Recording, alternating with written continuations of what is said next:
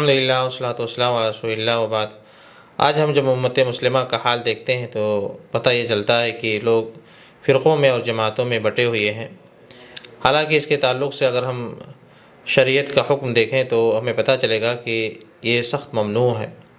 اللہ رب العالمین نے قرآن کریم میں ارشاد فرمایا کہ وَاعْتَصِمُوا بِحَبْلِ اللَّهِ جَمِيعًا وَلَا تَفَرَّقُوا، تم سب مل کر کے اللہ کی رسی کو مضبوطی سے تھام لو اور فرقوں میں مت بٹو، ولا تفرقوا، اختلاف مت کرو، فرقوں میں جماعتوں میں مت بٹو۔ اسی طرح سے اللہ رب العالمین نے فرمایا کہ ان الذین فرقوا دینہم، بے شک جن لوگوں نے دین کے ٹکڑے کر دیے، وکانوا شیعا، اور اسی طرح سے وہ جماعتوں میں بٹ گئے، لست منہم فی شیء، اے نبی آپ کا ان لوگوں سے کوئی تعلق نہیں، یعنی یہ گویا آپ کے راستے پر نہیں ہے، یہ غلط لوگ ہیں جنہوں نے یہ حرکتیں کی ہیں۔ اسی طرح سے اللہ رب العالمین نے ارشاد فرمایا وَأَنَّ هَذَا صِرَاطِي مُسْتَقِيمًا فَاتَّبِعُوهُ، کہ یہ میرا سیدھا راستہ ہے، اس راستے کی تم اتباع کرو، وَلَا تَتَّبِعُوا السُّبُلَ، اور جتنے دوسرے اور راستے ہیں ان میں سے کسی بھی راستے کے پیچھے مت پڑو، اس کی اتباع مت کرو ورنہ گمراہ ہو جاؤ گے۔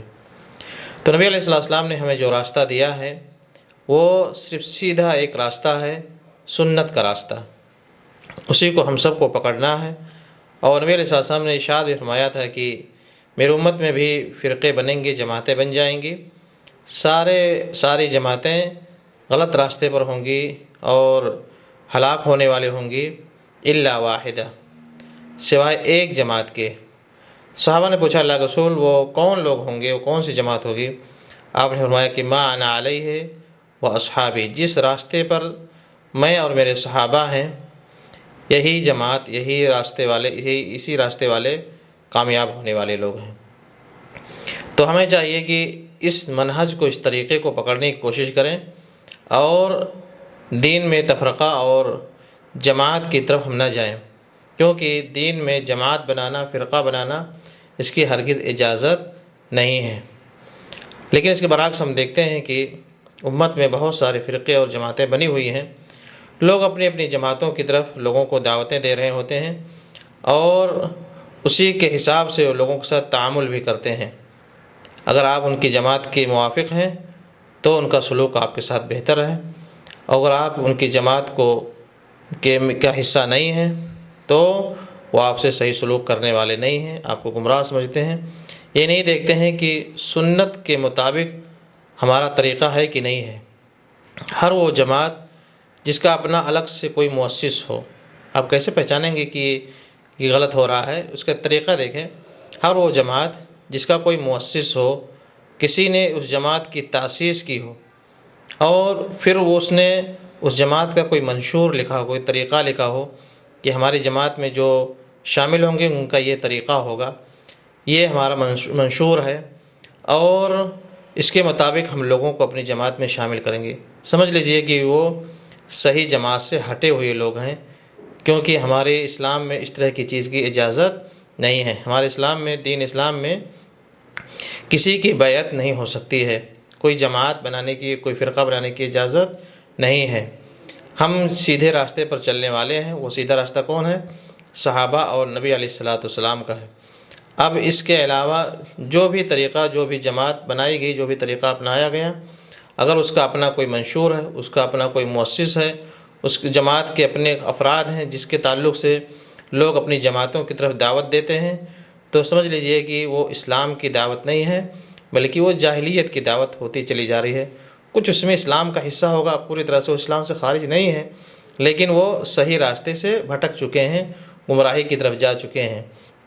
لہذا ایک مسلم کی ہمیشہ ذمہ داری ہونی چاہیے کہ اپنے آپ کو ہمیشہ انتساب کس کی طرف کرے؟ دین اسلام کی طرف کرے، کہ میں دین اسلام کے اس سچے راستے پر ہوں، اس سچے منہج پر ہوں جو ہمارے نبی کا منہج اور ہمارے نبی کا طریقہ تھا اور صحابہ کرام کا طریقہ تھا، میں اسی کو ماننے والا ہوں۔ کسی بھی جماعت اور کسی بھی فرقے کو لے کر کے اس کی طرف انتساب کر کے لوگوں سے دوستی اور دشمنی کا معیار نہ بنائے۔ لیکن لوگوں کا معاملہ اس کے برعکس ہے کہ لوگوں نے اپنی دوستی اور دشمنی کا سارا معیار جماعت کے حساب سے کر لیا ہے، فرقوں کے حساب سے کر لیا ہے، جس کی وجہ سے کیا ہے، باتیں بگڑ گئی ہیں۔ تو اس چیز کی طرف ہمیں دھیان دینے کی ضرورت ہے، اور یہ معاملہ نہایت ہی پھیلا ہوا منتشر ہے، جس میں لوگ پڑھ کر کے ایک دوسرے کو گمراہ قرار دیتے ہیں۔ یہ نہیں دیکھتے ہیں کہ اس تعلق سے ہمارا اسلام کیا کہتا ہے، اور نبی علیہ السلام کا اس تعلق سے کیا فرمان ہے، صحابہ کا کیا عمل تھا، صحابہ کرام کس منہج پر تھے۔ جو منہج ان کا تھا، جو طریقہ ان کا تھا، اسی طریقے پر چلیں گے تبھی کامیاب ہوں گے، کیونکہ اسلام میں کسی بھی بدعت اور کسی بھی اضافے کی کوئی گنجائش نہیں ہے۔ جب بھی کوئی چیز ایجاد کی جائے گی، اسلام فوراً اس کو ریجیکٹ کر دے گا۔ اور اس کے علاوہ جو ہم دیکھتے ہیں جماعتوں کو، تو دیکھتے ہیں کہ ہر جماعت نے اپنا اپنا ایک اصول بنا لیا ہوتا ہے کہ ہمارے یہ اصول ہیں، ان اصولوں کے مطابق ہم لوگوں کو دعوت دیتے ہیں۔ بھائی، ہمیں اسلام میں اصول بنانے کی کیا ضرورت ہے؟ ہمارے پاس تو اصول شریعت کی طرف سے موجود ہیں، یہ ارکان اسلام ہے، یہ ارکان ایمان ہے، ساری چیزیں ہمیں توحید کی طرف دعوت دینا ہے، یہی اسی سے بنیاد ہے، اسی سے شروعات ہوتی ہے۔ لیکن لوگوں نے اپنے اپنے حساب سے اصول بنا لیے ہیں، جس میں ان کی ترجیحات اپنے اپنے حساب سے ہوتی ہیں۔ اسلام میں سب سے بڑی ترجیح کیا ہے؟ ہمیشہ دعوت کی شروعات توحید سے ہوتی ہے۔ جو بھی جماعت اس سے شروعات نہیں کرتی ہے، وہ غلط راستے پر ہے، غلط طریقے پر ہے، غلط منہج پر ہے۔